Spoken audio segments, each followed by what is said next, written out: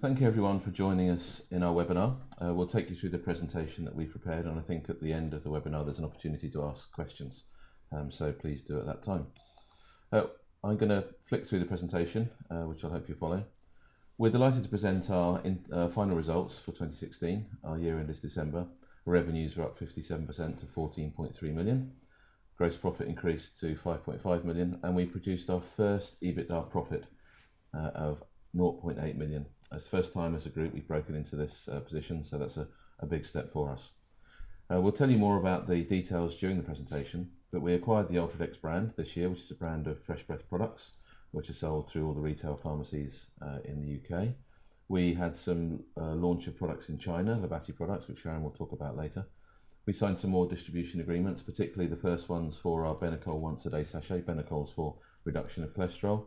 We've strengthened our commercial team during the year, and we developed three novel products which we'll tell you about, and they will launch to partners this year. But most of all, it's about the finances. You'll see the graph at the bottom of the page.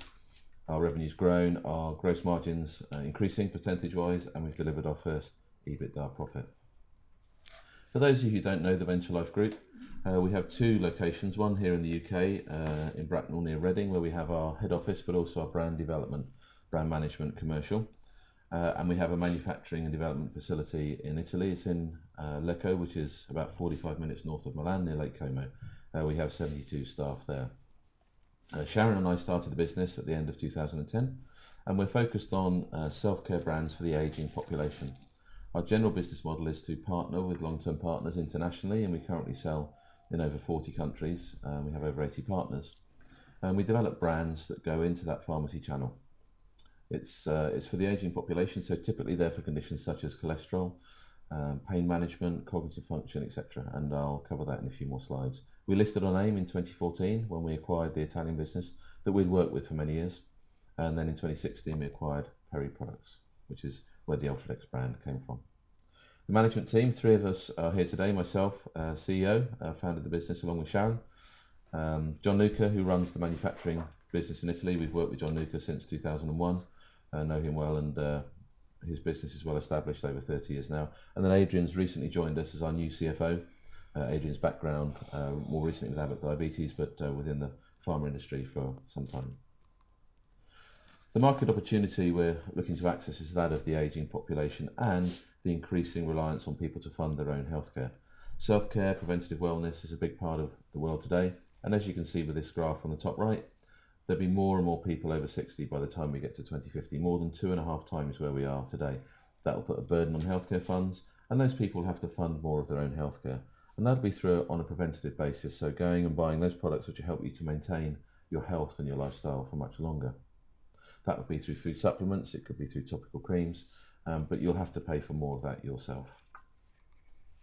Our products are focused in a number of areas. As we age, there are many conditions which start as non-critical, but if they're not dealt with, they end up being critical. And you can see here in this diagram all the different areas that can be covered. In orange is where we already have a product. Doesn't mean we filled that space, but we do have a product there. In the turquoise is the recent acquisition in oral care, which Sharon will tell you more about. And then we're looking at other areas such as diabetes, obesity, GI, and others to fill up our portfolio. Our strategy for growth is quite simple. We have a number of products sold in a number of countries through different partners, and they're required through minimum purchase obligations to grow those revenues. Outside of the UK, it's a partner relationship where someone will have an exclusive relationship with us for a product in the territory. They'll be required to do all of the marketing and the physical distribution of the product. So after we've made the product and they've collected it, it's their responsibility from then on in. In the UK, we sell directly into the retail channel, into the pharmacy channel with people such as Boots, Superdrug, and in the retail grocery channel, places like Tesco, Sainsbury's, Waitrose, also online with Ocado and Amazon. So it's about our partners growing our products in their markets. Also, we look to develop new products and partner those out. And also we look to acquire products as we have done with Ultradex, and we look to continue to acquire products in the future. And finally, because of our operating leverage, we have a fixed cost base, but capacity to put more through that fixed cost base. And that will improve margins, not only at the gross margin level, but significantly improve our operating margins going forward. The next slide is just to talk about our recent acquisition, and this leads on to the following slide when I talk about capacity. The acquisition of Ultradex in March 2016 was a fantastic opportunity for us because it enabled us to leverage our existing infrastructure and to launch the product much more widely. So at the time we acquired it, it was essentially only on sale in the UK, and we have the opportunity to expand that, to take it out around the world. I won't talk too much about the product and the plans because Sharon will cover that shortly, but we were able to strip out most of the overhead, take the manufacturing into our own facility, and accelerate our time to profitability. And as you see lower down the page, we've delivered a lot of those targets already. This was a slide we showed at the time of making the acquisition, and we've delivered on those promises, and we're on target in the bottom bullet point to deliver the full year synergies, cost savings. Operational leverage is key to our business now and why we're moving into profit and why we'll accelerate that move into profit going forward. On the right of the page, you'll see our capacity in our manufacturing plant. The top is the bulk capacity, and that's where we have big mixers where we mix up the liquids. And then below, we're talking about finished units capacity, which is filling machines. We then take that bulk and we fill it in tubes or jars or sachets, whatever the product suits. You can see at the top of the page, we've got significant capacity in the bulk, and on the bottom of the page that we've got capacity in the filling lines as well. Each year we spend 300,000 to 500,000 euros on our plant, upgrading, maintaining, etc. And so we'll continue to do that out of our normal cash flow. But we've got plenty of capacity to expand, and across the board I would say we're operating at 60% capacity in that operation.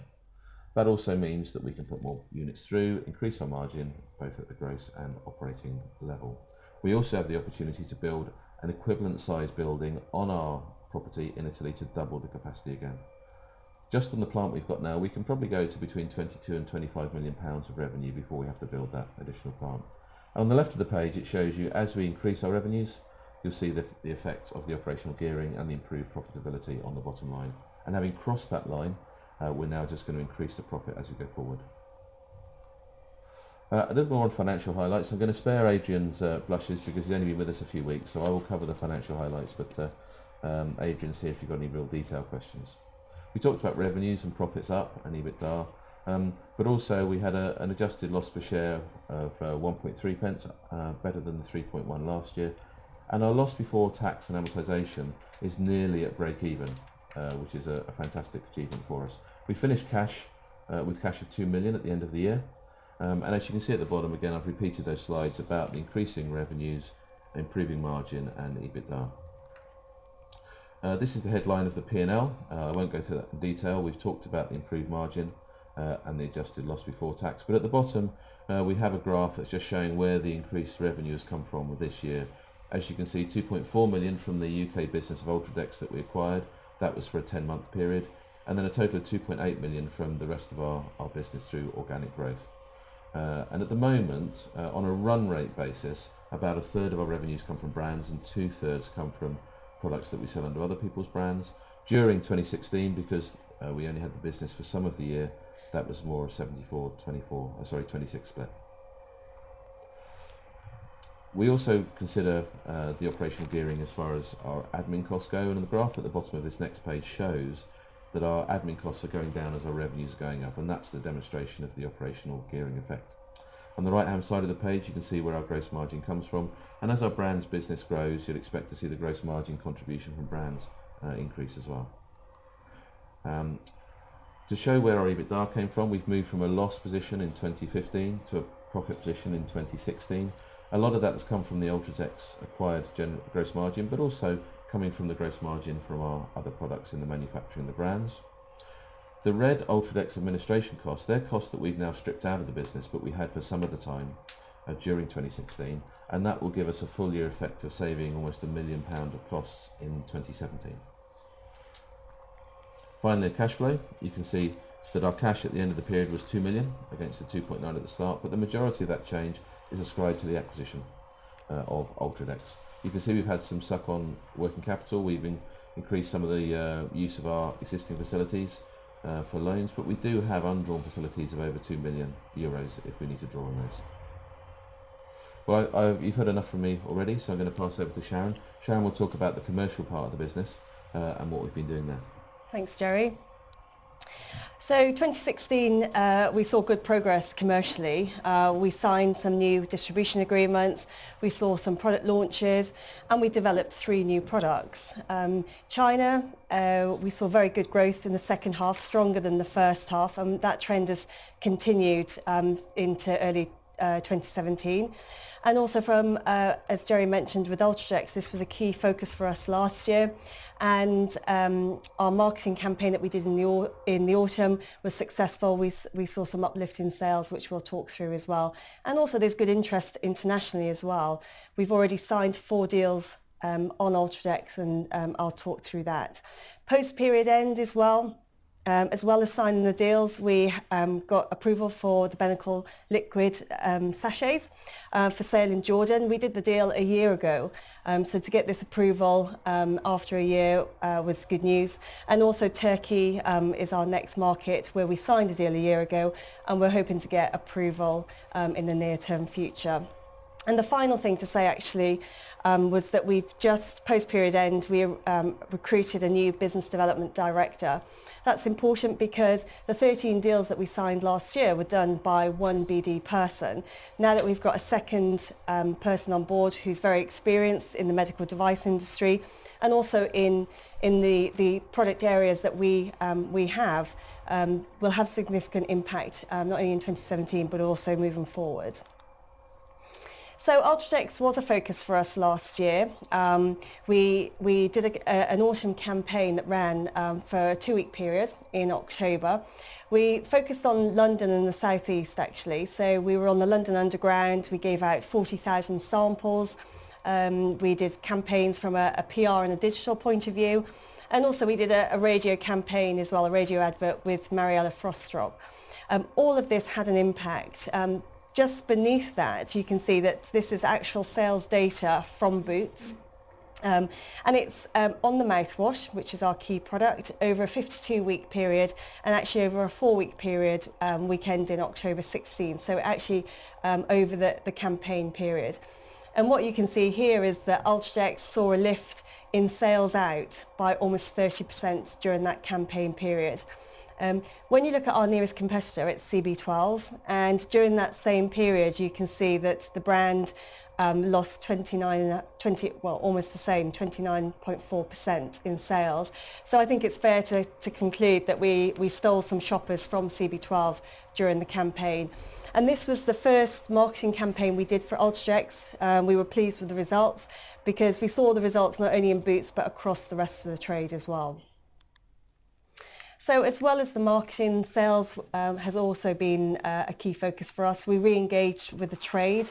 This was important for us to re-establish connections, and we've done that, and we've done it very well. It started in the summer last year, and we gained some quick points of distribution. So we gained some new points of distribution in Sainsbury's, Superdrug and Waitrose.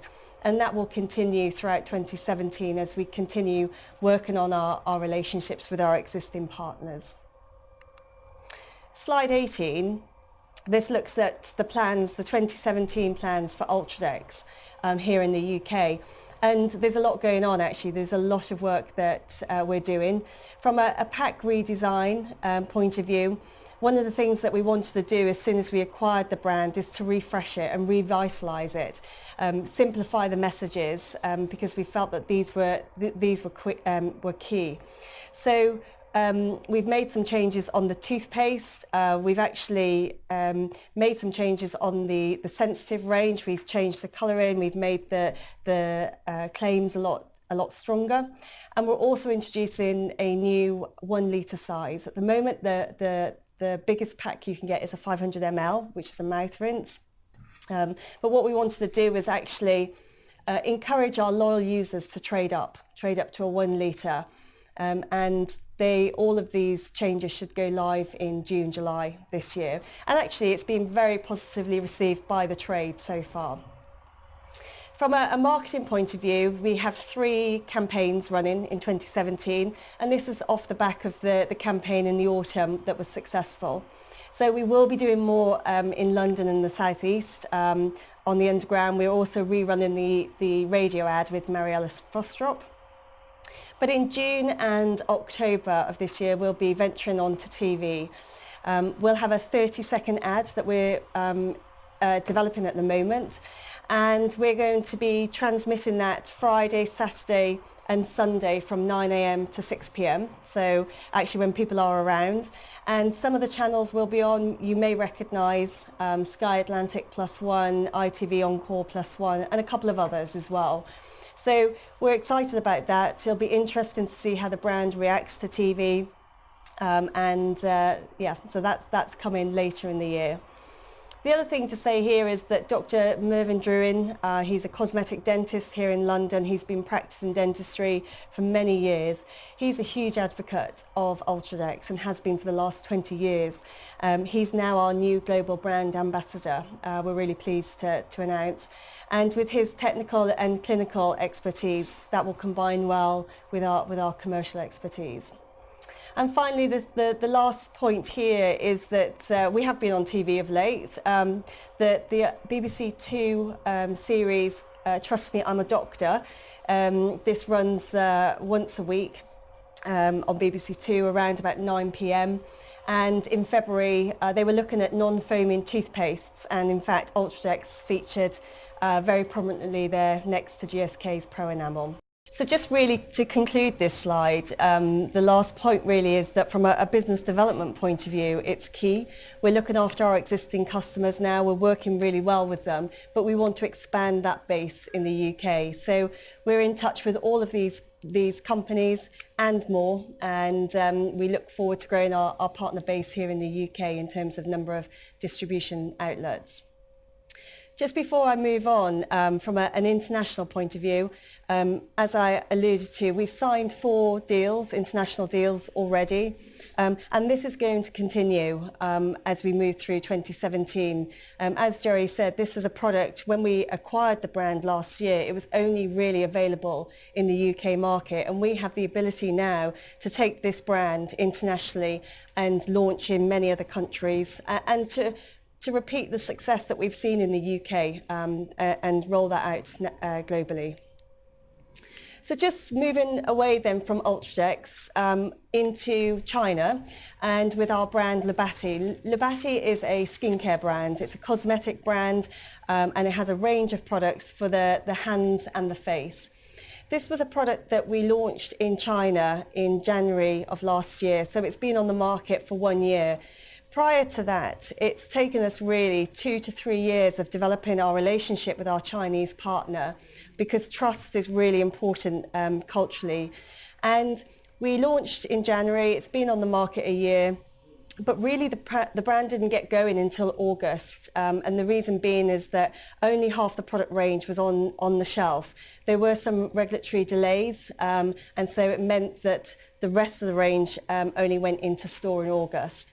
As a result, we've had a much stronger second half than we have in the first half. And that's because the company has got behind the brand and really focused their efforts from a sales and marketing point of view. And that momentum has continued into this year.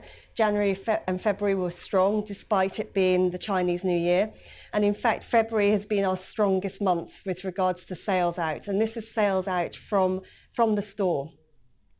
As well as having some strong sales growth, we've also received new orders post-period end, and we've got very good, clear visibility into July this year on what the forecasts will be for this partner.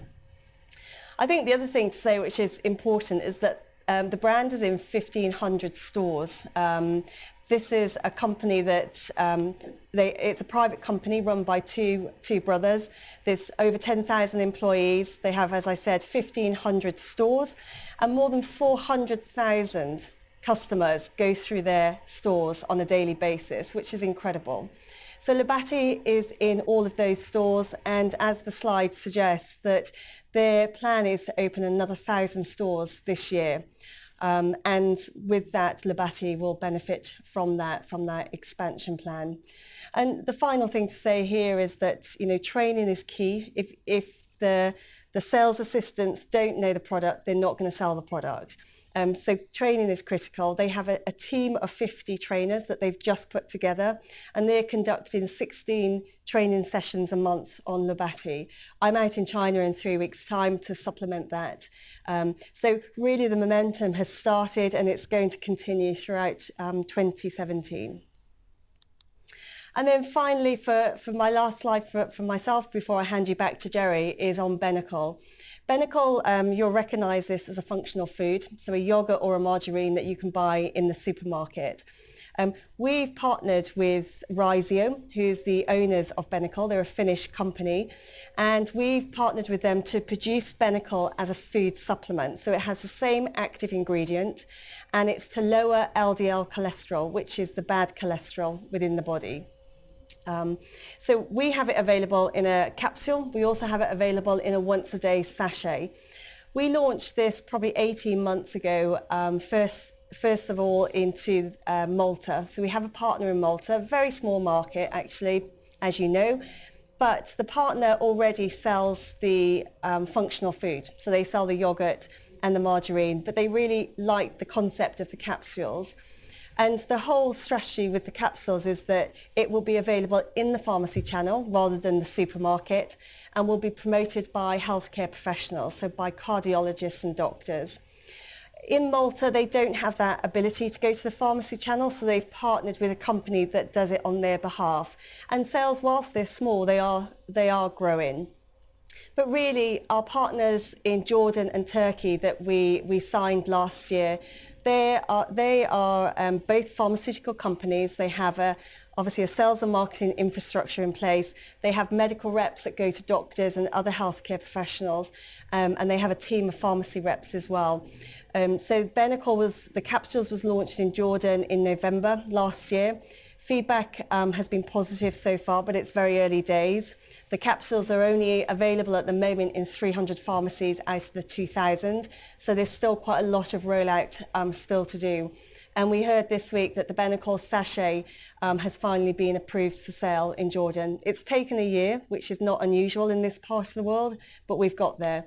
And Turkey is the next country where registration is coming to a close, and we expect that to happen in the next couple of months. Both of those will be on target for an end-of-year launch. And both partners, to say, is that both partners are highly active in the cardiology segment of the market. And then the final point from me is that there has been good interest in other markets. We're seeing that now, and we do expect some more news flow on Benicar towards the end of the year. So Jerry, over to you. Great, thanks Sharon. Thank you. I'm going to talk a little bit about the new products that we've developed. We've developed 3 new products in 2016. It's an important part of the group because you have a group within Biocosmos in Italy. There are 5 people who develop products partly for our branded portfolio, but also for our existing customers who want modifications or changes to their products. It's an important creator of value, and we've identified 3 areas where we wanted to develop new products. The process for identifying new products is to look at the commercial opportunity and where there's perhaps a fast-growing segment or a product where the need is not well met. And so we've developed 3 products that we think will meet market needs. They'll be innovative, there's some new ideas in there, there's clinical data behind them, and we think they'll launch well into our markets. The first of these is for a product for onychomycosis, which is for fungal nail infections. It's a growing problem. It can affect you more as you age because it relates to your immune system and the ability to fight this condition. I apologise for the gory photographs, but it is how it is. So it's in our target area. There are many products in this area, but few actually give good results. There are some systemic products that you take as drugs, but they do have quite significant side effects. But even though there are side effects, you can see the market is significant here at the bottom of the screen. We've developed a topical product, which is something you'll apply onto the nail. It covers the 3 sort of issues that come up with products in this area. So compliance is an issue because a lot of the products that you paint onto the nail, you can only take once a week because they're quite strong. And that's a problem for compliance because people forget when they last did it. It's not part of their regular daily regime, so they may forget to do it. Secondly, a nail can take a long time to grow out. So if the nail is affected this way, A fingernail actually takes 6 months to grow out, and a toenail can take 9 months to grow out. So even though you're treating the condition, you may not see a change in the condition or the change in the appearance of the nail for a long time. So our product actually changes the colour of the nail through some etching of the nail, and that means that quite quickly, within a period of a few weeks, you see a change in colour, an improvement in colour of the nail. Plus you're treating the underlying symptoms, the underlying condition, and we have clinical data proving that efficacy. And then finally, because you use it every day, it becomes part of your regular regimen, and you remember to use it all the time. So it's a good product. The product is called MycoClear. We're applying for a patent on this product because we think we have some patentable components. It's good compliance, I've said, easily applied, absorbed, changes the look of the nail, and that's what users want, because in March or April, when the sun comes out and people get their toes out, they see this discoloration, they want an improvement quickly, they don't want to wait 6 months. So our product addresses that. It's a medical device, clinically tested, and as I say, we're applying for a patent on this product. We'll start marketing to partners this year. You may see it on the market by the end of the year, if not into 2018. We've also developed a product for drug-related photosensitivity. This is a problem particularly for the aging, because they'll be taking more drugs, and the table at the bottom of this slide shows you some of the drugs which cause this effect, and it's the impact of the interaction of the UVA rays with the drug. So you can't stop this by a sunblock, because it's not the UVB rays, it's the UVA rays, and it can manifest itself in inflammation of the skin on the hands or the arms, whatever's exposed, and is a real problem for older people taking many drugs. About 5% of the people who take these drugs will have this effect, and so our target is to partner with the drug companies who sell the drugs, to sell this alongside the drugs as a treatment for this photo-related sensitivity. So we think there's a significant opportunity for us here. It's a patented product, patented across Europe, and we'll also look to extend the patent to wider markets. So a very interesting product for us. The model of selling a medical device alongside a drug is quite interesting. We've started to use this in other products where we supply our medical device to a company that supplies the drug, and they sell that alongside, so you get good velocity in relation to a drug that's already being sold in big numbers. And then finally, a product for rosacea. Rosacea is an inflammatory skin disease. It affects about 10% of the population between 30 and 50 years old. There are drug treatments for this, but they're quite strong. You can only use them for 7 days at a time. And we've developed this new innovative medical device which has a lower concentration of active ingredient. It means you can use it on a long-term basis for maintaining the condition. We still would advocate you use the drug for the first 7 days, but again, we'll look to sell this into companies who have the drug, and maybe we'll sell this longer-term product alongside it. So 3 presentations of this product, all developed in our factory, and all 3 of these products, the onychomycosis product, the photosensitivity, and this one, will be launched to partners during 2017. So really, to wrap up, just to summarise the business, we're an international self-care business. We're in the ageing population. The majority of our business is through partners around the world. In the UK, we sell direct into the UK retail channel in the pharmacy and the grocery. We've got significant operational leverage in our business, which means we can put more revenue through our business and increase the bottom line profit without having to increase the cost base associated with that. Healthy pipeline of new products. We're targeting growth of our existing products, bringing new products. We still anticipate acquisitions of products like Ultradex that fit our criteria, but we have developed significant revenue growth this year, our first EBITDA profit, a strong order book and momentum into 2017. The business is trading well, and we're on target to achieve our objective of sustainable profitability. So we're now very happy to take questions that have been emailed in, and obviously any questions later, you can please feel free to contact us. Okay, Jerry and colleagues, thanks very much indeed. We have had a few questions emailed in, some of these before you started, so to some extent you may have partly answered them, but I'll kick them off anyway. First one was from Peter, who said, I've seen a lot of Ultradex advertising in London. Is it a national campaign aimed at major cities, and what is the marketing budget planned for 2017? And he also asks, as you become EBITDA positive, is there a desire to prioritise product marketing over product development? Sure. So firstly, the advertising campaign, no, it's not a national campaign. It's in London in the southeast, and we run a campaign in that area in the autumn, and we're running a second campaign now, slightly attenuating what we do. You'll see it on the tubes, it's on Heart Radio. Later in the year, we run another campaign which will be on television, which will be more national. The advertising spend this year is about £650,000, and that covers above the line advertising, so the marketing that you see, but also promotional activity with the retailers. Our main retailer in the UK is Boots, and their mantra is to have what they call trial and awareness for customers. So they like the company or the owner of the brand to develop the awareness, and that's what we do through advertising and some of the activities we're doing. And then they provide the opportunity for trials. That allows us to put smaller packs into the stores. We sell a 100 ml Ultradex jar, which you can buy in the store. We'll be sampling as well. And the combination of those two come within our budget. The question about how much do we spend on marketing, how much do we spend on product development? The majority of our product development is an in-house team, which is part of our overheads. So that's about utilising that activity, and it works in our existing brands and for customers in their own brands. At the moment, we only market products in the UK. Outside of the UK, it's all partner relationships. So the partner is responsible for all the marketing costs, all of the distribution and all of the sales team. Now, as we launch more products into the UK market, we'll be increasing our marketing spend overall because we'll have to market alongside those products. But in that market, we get a higher revenue. So that additional revenue allows us to fund the marketing. Okay, excellent. Thank you for that. Okay, we had a question from Claire earlier. Are more potential deal targets contacting you now that the reinvigoration of Ultradex is out there for all to see?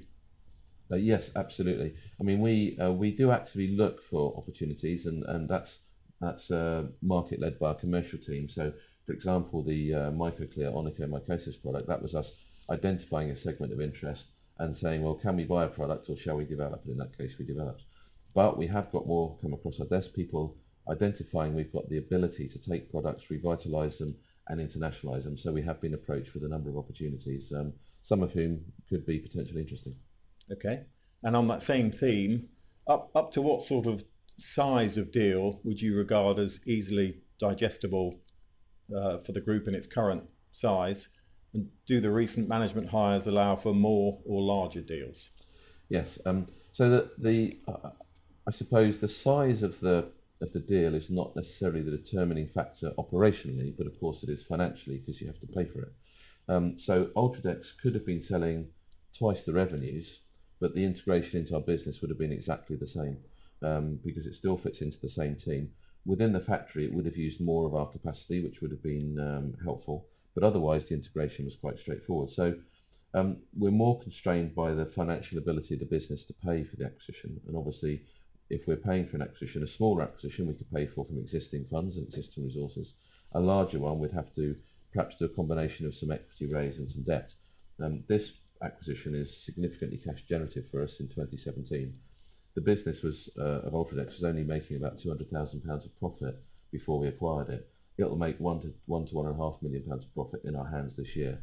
So that gives you the opportunity to invest cash flow, maybe take some debt, and maybe take some equity. So it would be a combination of those. But yes, definitely we're being approached by more people with opportunities, and we feel the ability to integrate is very high for us. Okay, thank you for that. We had a question from Helen asking, could you explain if different geographies, i.e. different racial types, need modifications to skin treatment products, i.e. would Labatt cream sold in China not be suitable for Anglo-Saxon customers? Or is it simply a case of altering marketing and product placement for a new territory? It's a good question, and there is an answer. I'm going to ask Sharon to deal with that question because she looks after Labatt. Yeah. Okay. We did make some slight modifications to go into the Chinese market. We worked really closely with our partner there, and we made some small tweaks to the fragrance because that's actually a key determining factor of a product's success.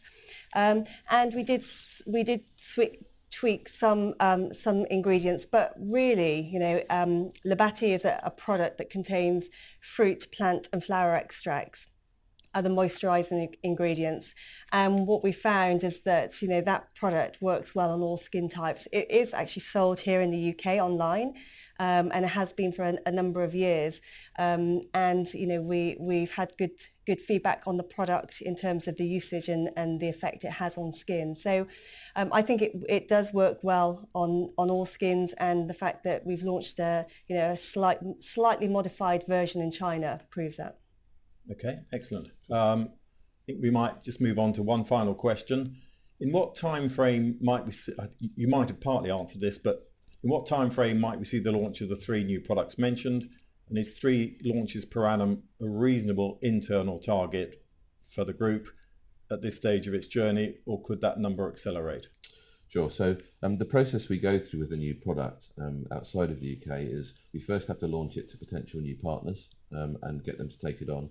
There's then the question of regulatory. So if it's in Europe, we will have already registered the product. If it's outside of Europe, there'll be more time because it needs to be registered. And then it's fitting in with their internal plan. So we'll be launching these products to partners during the second quarter of this year. So some of those might be in a position to launch the product at the back end of 2017, or it might be into 2018, but certainly you'll begin to see activity on deals during this year. 3 products a year is probably a realistic target because within our team we have to develop the products, we also have to do the clinical trials and all the technical dossier around that. So, but I think for Sharon's team, 3 products a year is a great filler to their sort of suitcase of products. We're not looking to have 20, 30, 40 brands out there. We like to have 10 to 15 brands with 4 or 5 as our key brands. So there'll be a process of rolling the bigger brands forward, and maybe there'll be some smaller brands that drop off the end, but that will be a natural evolution of the portfolio.